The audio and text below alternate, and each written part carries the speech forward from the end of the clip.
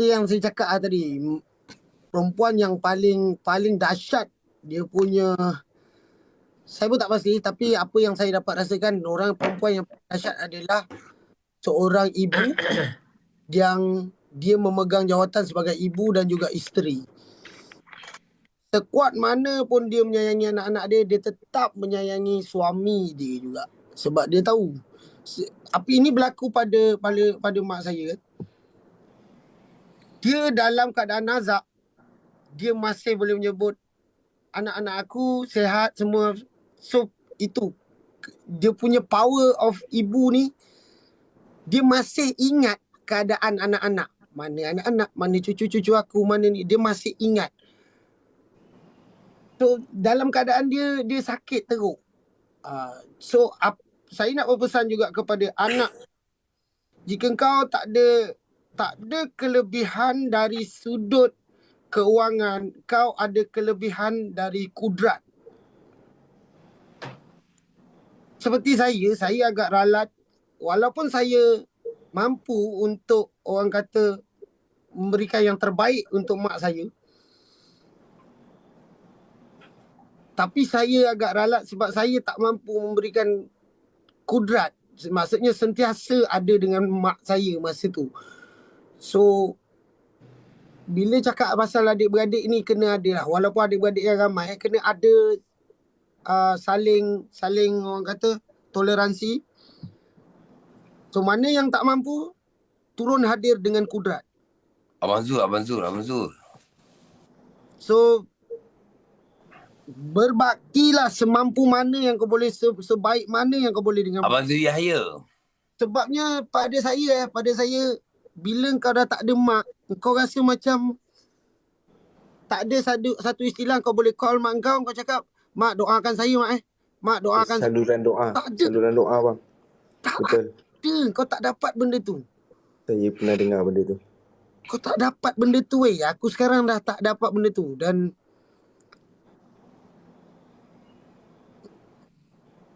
berbaktilah sebaik mungkin dengan mak dan ibu, mama yang korang ada. Kalau tak ada pun sebenarnya Ustaz, kalau tak silap saya lah, kalau dia orang dah tak ada pun, kita sebagai anak pun boleh berbakti untuk dia juga kan. Betul. Masih boleh berbakti dengan doa, dengan apa-apa yang kita buat dan kebaikan-kebaikan yang kita niatkan pada dia. Sebenarnya kalau saya salah, saya minta maaf lah. Itu yang saya faham lah. Betul. Nabi ada pesan pada kita. Bila kita dah tak ada mak ayah, ramai juga yang tanya, kalau kita tak ada mak ayah, apa yang kita patut buat? Kan? Kita dah tak ada nak berkhidmat, berbakti kepada mak ayah kita sebab mak ayah kita dah tak ada. Kan? Maka Nabi kata apa? Buatlah baik orang yang paling dekat dengan mak ayah kita waktu mak ayah kita hidup dulu. Tapi ramai orang salah faham. Hadis ni, dia kata siapa orang paling dekat tu? Kawan-kawan dia, jiran tetangga, kawan-kawan mak kita lah. Tidak sebenarnya ulama-ulama bagi tahu orang yang paling dekat dengan mak ayah kita ni siapa dia balau? Adik-beradik kita. Anak-anak dia sendiri.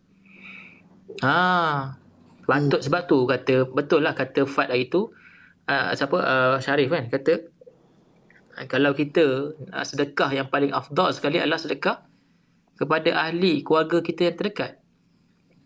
Kita sibuk dekat orang luar, kita sibuk ni, tapi ahli keluarga kita tak hirau.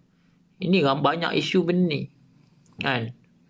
Dan saya nak bagi tahu, bila kita buat kebaikan terhadap adik-beradik kita, inilah orang kata rahim, satu rahim ni. Adik-beradik ni besar ni, satu rahim. Kita duduk pada rahim yang sama dengan mak ayah kita, dengan adik-beradik kita sama. So bahaya guys kalau kita ada adik-beradik kan, kita berpecah antara satu sama lain, sangat-sangat bahaya. Jadi gunakanlah kesempatan berbaik-baik. Kalau mak ayah dah tak ada, adik-beradik jangan gaduh.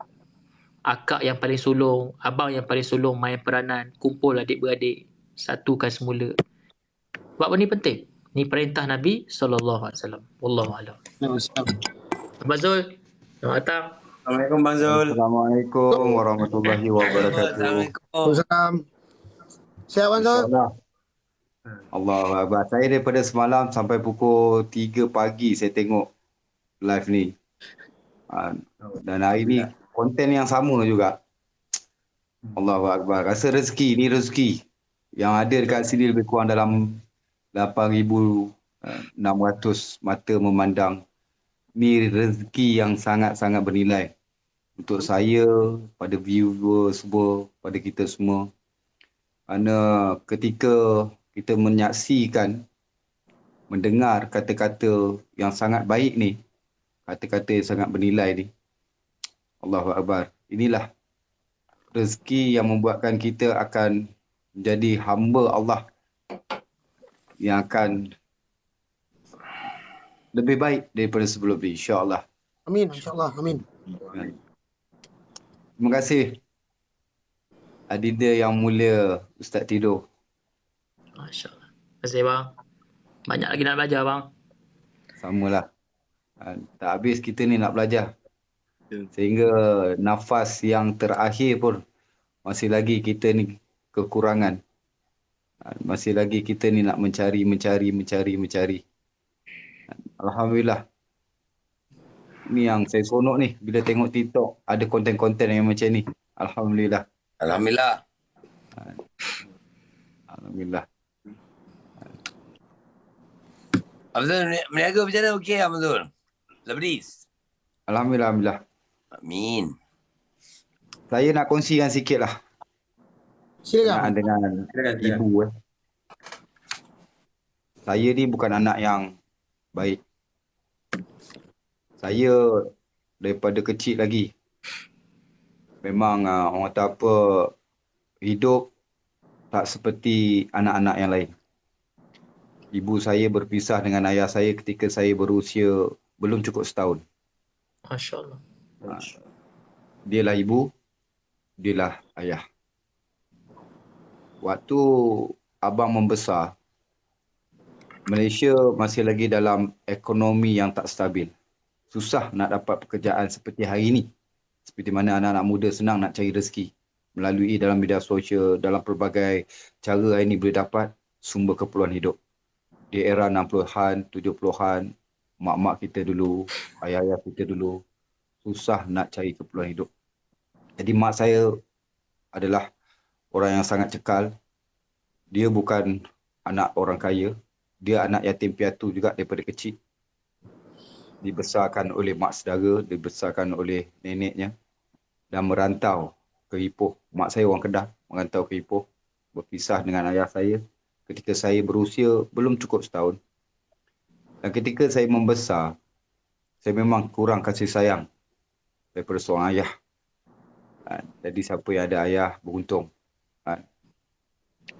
Jadi kehidupan saya ni memang tak adalah orang kata apa didikan yang sebaik mana. Kerana ibu saya sibuk pergi rumah orang, cuci kain rumah orang, ambil upah, kerja kedai makan orang, apa semua kerja kilang dan sebagainya lah.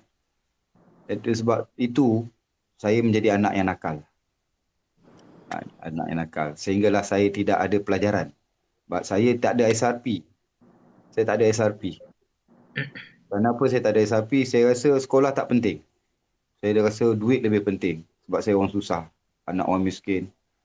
Nak makan nasi pun terpaksa beli beras secupak. Habis cupak, beli secupak. Habis cupak, beli secupak. Ini kehidupan dulu. Bagi anak-anak muda kena rasai kesusahan orang-orang dulu. Hari ini kita dapat kesenangan. Orang dulu nak beli motor pun payah. Hari ini satu anak boleh beli motor pada usia 16 tahun, 17 tahun. Betul eh? Mak ayah kita dulu nak beli motor pun susah. Nak beli basikal pun susah. Ada apa yang saya nak kongsikan kat sini. Walaupun mak saya struggle cari keperluan hidup. Dan saya tinggalkan mak saya pada usia saya 14 tahun. Saya dah tinggalkan mak saya.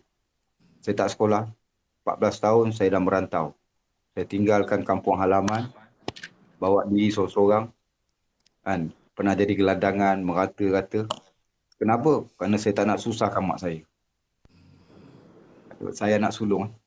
Kalau saya duduk dengan mak saya rasa mak saya nak kena tanggung saya itu nak ini. Jadi saya rasa macam, mak tak perlu fikirlah hal saya. Biar saya cari kehidupan saya sendiri dan mak saya rela.